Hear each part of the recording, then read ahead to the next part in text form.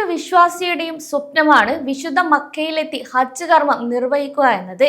യുഎഇയിൽ താമസിക്കുന്ന പ്രവാസികൾക്കും പൗരന്മാർക്കും ഹജ്ജ് യാത്ര കൃത്യമായി ആസൂത്രണം ചെയ്യുന്നതിനായി യുഎഇ ഔക്കാഫ് അല്ലെങ്കിൽ general Authority of Islamic Affairs and endowment ഏറ്റവും പുതിയ ഔദ്യോഗിക അറിയിപ്പുകളും നിർദ്ദേശങ്ങളും പുറത്തുവിട്ടിട്ടുണ്ട്.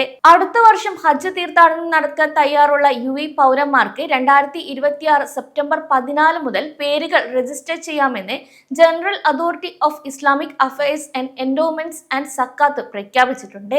നിലവിൽ യുഎഇ ഭരണകൂടത്തിന്റെ കീഴിൽ പ്രവർത്തിക്കുന്ന ഔക്കാഫ് ഹജ്ജ് രജിസ്ട്രേഷൻ പ്രക്രിയകൾ പൂർണ്ണമായും ഡിജിറ്റൽ സംവിധാനത്തിലേക്ക് മാറ്റിയിരിക്കുകയാണ്. ഓഫീസുകളിൽ നേരിട്ടെത്തി അപേക്ഷകൾ സമർപ്പിക്കുന്ന പരമ്പരാഗത രീതി പൂർണ്ണമായും അവസാനിപ്പിച്ചിട്ടുണ്ട്. ഇനി മുതൽ ഔക്കാഫിന്റെ ഔദ്യോഗിക വെബ്സൈറ്റായ awqaf.gov.ae വഴിയോ അല്ലെങ്കിൽ awqaf.UAE എന്ന സ്മാർട്ട് മൊബൈൽ ആപ്ലിക്കേഷൻ വഴിയോ മാത്രമേ ഹജ്ജ് രജിസ്ട്രേഷൻ നടപടികൾ പൂർത്തിയാക്കാൻ സാധിക്കുകയുള്ളൂ. ഇനി ഈ ഒരു രജിസ്ട്രേഷൻ സിസ്റ്റത്തിൽ ആർക്കൊക്കെയാണ് മുൻഗണന ലഭിക്കുക എന്ന് നോക്കാം. യുഎഇയിൽ നിന്നുള്ള അപേക്ഷകളിൽ പ്രധാനമായും 4 വിഭാഗങ്ങൾക്കാണ് മുൻഗണന നൽകുന്നത്. ഒന്നാമതായി, ജീവിതത്തിൽ ഇതുവരെ ഹജ്ജ് കർമ്മം നിർവഹിച്ചിട്ടില്ലാത്തവർക്കാണ് ഏറ്റവും ഉയർന്ന മുൻഗണന.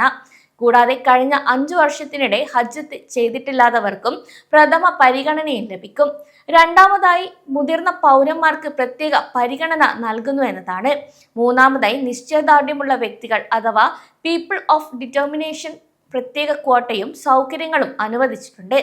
നാലാമതായി, ഇവർക്കൊപ്പം സഹായികളായി പോകുന്ന മെഹ്റം അല്ലെങ്കിൽ ഔദ്യോഗികമായി അനുഗമിക്കുന്ന കൂടെയുള്ളവർക്കും ഈ ഒരു മുൻഗണനാ പട്ടികയിൽ അവസരം ലഭിക്കും. കൂടാതെ അപേക്ഷകളുടെ പരിശോധന പൂർത്തിയാക്കാമെന്നും ഒക്ടോബർ 9 അംഗീകൃത യുഎഇ തീർത്ഥാടകരുടെ പേരുകൾ പ്രഖ്യാപിക്കുമെന്നും അതിനുശേഷം ആവശ്യമായ നടപടിക്രമങ്ങൾ പൂർത്തിയാക്കി അവരെ ബന്ധപ്പെടുമെന്നും അധികൃതർ അറിയിച്ചിട്ടുണ്ട്.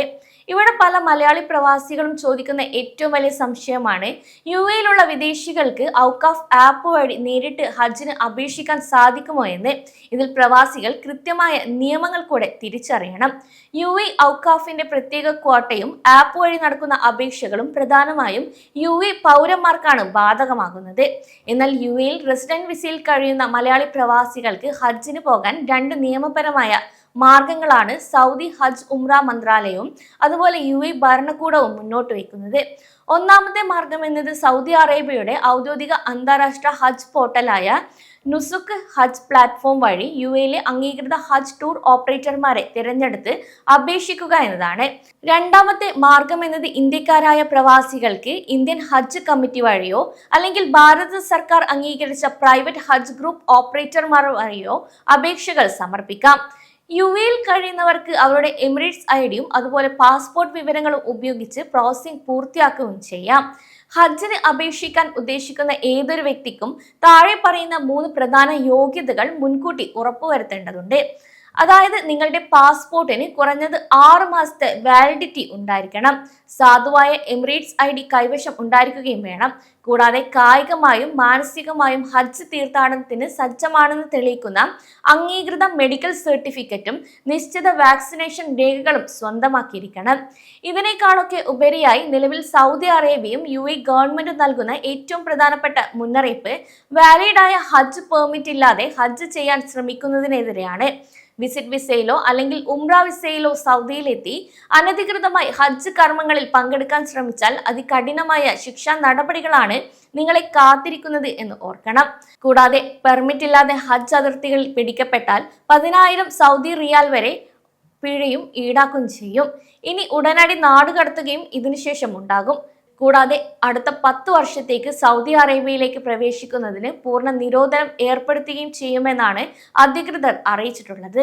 കൂടാതെ അനധികൃതമായി ആളുകളെ ഹജ്ജിന് എത്തിക്കുന്ന ഏജന്റുമാർക്ക് വൻതുക പിഴയും തടവു ശിക്ഷയും നൽകുന്നതാണ്. അതിനാൽ ഔദ്യോഗിക ഹജ്ജ് പെർമിറ്റും വിസയും ഇല്ലാതെ ഒരു കാരണവശാലും ഹജ്ജ് യാത്രയ്ക്ക് ആരും ശ്രമിക്കരുത്. അതേസമയം പരിശുദ്ധമായ ഹജ്ജ് യാത്രയ്ക്ക് ആഗ്രഹിക്കുന്നവർ തിടുക്കം കൂട്ടാതെ ഔദ്യോഗിക ചാനലുകൾ വഴി മാത്രം നിങ്ങളുടെ രജിസ്ട്രേഷൻ പൂർത്തിയാക്കുക. കൂടാതെ വിവരങ്ങൾ മുൻകൂട്ടി മനസ്സിലാക്കി രേഖകളും മെഡിക്കൽ സർട്ടിഫിക്കറ്റുകളും തയ്യാറാക്കി വെക്കണം.